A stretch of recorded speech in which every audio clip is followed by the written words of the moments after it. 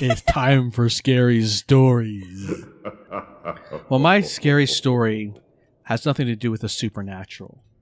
It has everything to do with real. Oh. It happened to you. It happened to me. Growing up, it happened to me pretty often. So, there is this condition that some people have. Let's call it sleep paralysis. Are you familiar with the term? Is that when you are very tired, you're so fatigued? When you sleep, you're in this deep, deep sleep and someone's trying to like struggle you and you try to wake yourself up. But Strangle you? Strangle you? Who in your life is trying to strangle you to get up? No, that is so... I thought that's the term. We have that in the Philippines too, but it's because normally you're tired. And it's not quite like it could. There's a number of different reasons why people have it. It's a very mysterious sort of condition. In fact, if you go to Wikipedia, they say between 8% to 50% of the people have experienced it at some point. I'm like, 8% to 50% is a really wide range. There's not much known about it. So it hasn't really been studied that well. But in essence, it's a defense mechanism that your body goes through, right? So when you are asleep, you ever wonder like why you don't just get up and run around? Because even when you're dreaming of something crazy, it's because your body shuts down. Your muscles basically go into paralysis so that even as you're dreaming, you don't reenact the dreams like you're running around. Now, some people have like sleepwalking, things like that. Not quite the same. Sleep paralysis, in essence, is this body function that calms the body down so you can't move. Yeah. Right? So you're sleeping. The thing is that there are some people who have sleep paralysis where they are like conscious of it happening. In other words, not just dreaming. They feel like, oh my, I can actually feel my body like not be able to move. But their mind is still racing. And so imagine like you unable to move in your dream and your things are haunting you and it gets scarier and scarier. So this intense fear develops that in your brain feels like it's really happening to you. It's not just a dream. Imagine like being paralyzed and something happening to you, like someone chopping you up or someone trying to kill you or something like that, right? So in essence, that's what sleep paralysis is, and when people experience it, it's very, very scary. In Philippines, we use the term bangungot. Okay. Yeah, so it must happen everywhere around the world. I don't think it's just a local phenomenon.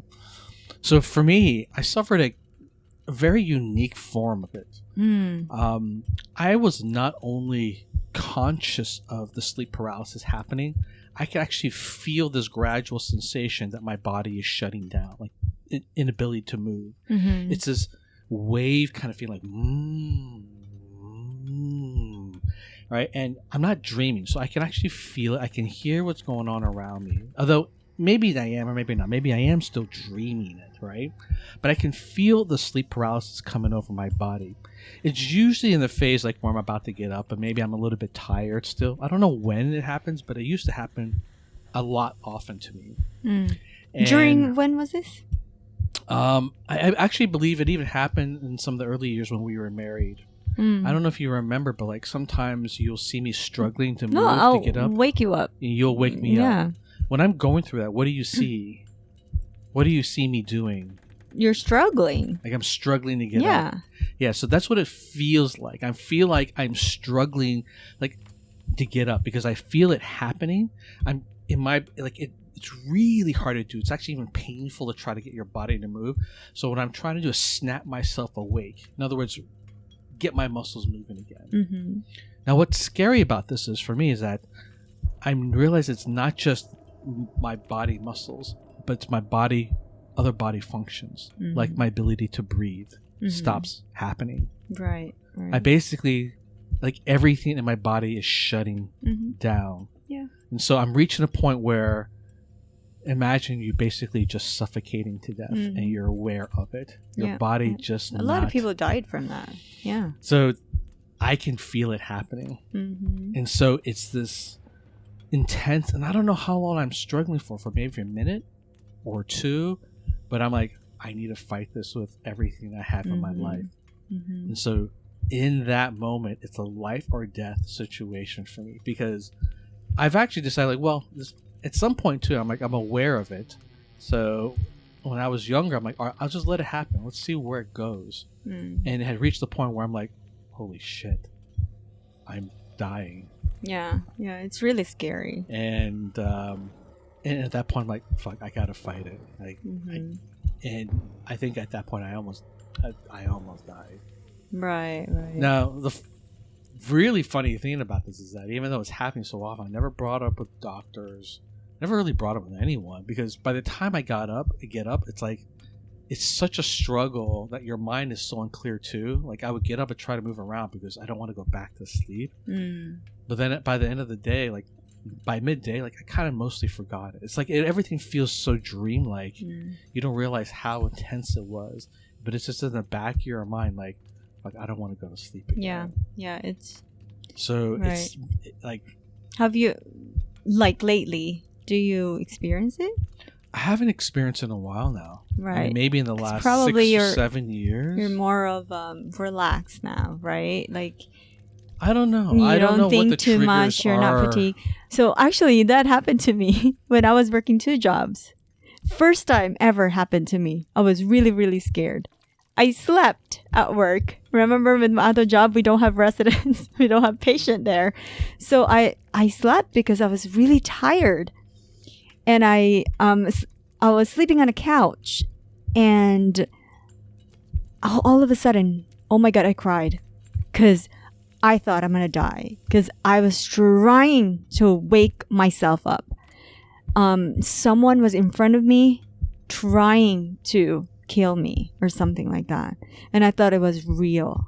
Yeah, actually, the sensation of someone trying to kill you is a pretty common sort of thing. Because, like, right? I guess your mind gets freaked out when you can't move. Yes. Now, for you, could you breathe?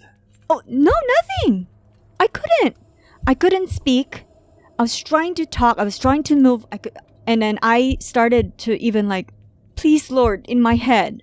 Like, please, Lord. I was like, Jesus' name. I was just so scared. Like, I would cry thinking about it, because I cried when I woke up. I cried, so I understand what you're feeling, because I was just like, forever, and first time ever happened to my life, and I was just like, I was super, super scared that I thought I'm gonna die on that moment. All right, so let's look this up, right? Like, how many people die from sleep paralysis? Yeah, I had a friend that died from that back in the Philippines. So it looks like there is such a thing. It's called sudden unexplained nocturnal death syndrome.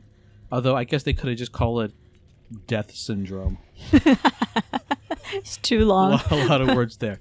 But it's a very rare scenario. Only about 92 out of 100,000 people have died from it. They're saying there's no underlying cause ever found, only that studies have revealed a high rate of sleep paralysis.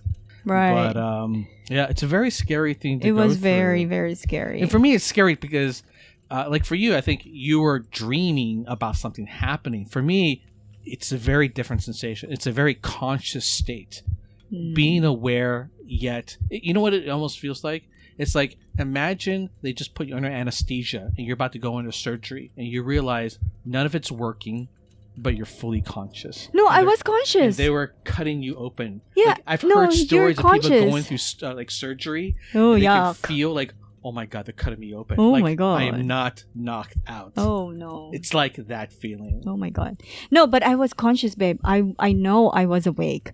But you said that you'd feel like you saw someone in front of you about to kill you. Yeah, kind of like that. Then that's a dream. Like, I'm trying to fight. I was trying to fight. I was trying to talk. I was trying to move my body. I know what you mean. Everything. I know what you mean. Yeah, that's so scary. That's the scariest thing I ever experienced. And I used to go, I don't know, maybe I've experienced it a couple dozen times growing up. A lot more when I was younger. Maybe I didn't sleep well when I was younger, and I had a lot more issues back then that I never dealt with. Right. But hey, this is what this podcast is about. It's about digging into these things, because maybe there is some underlying issue there that I can learn to address And maybe now I don't have those issues, and that's why I sleep well. Right. So right. I don't know. It's hard to explain. So.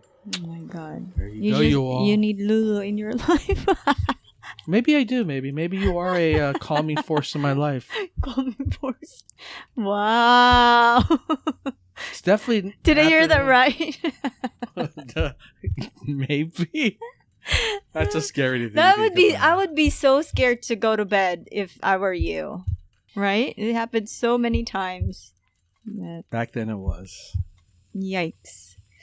There you go, guys. Let us know your scary story.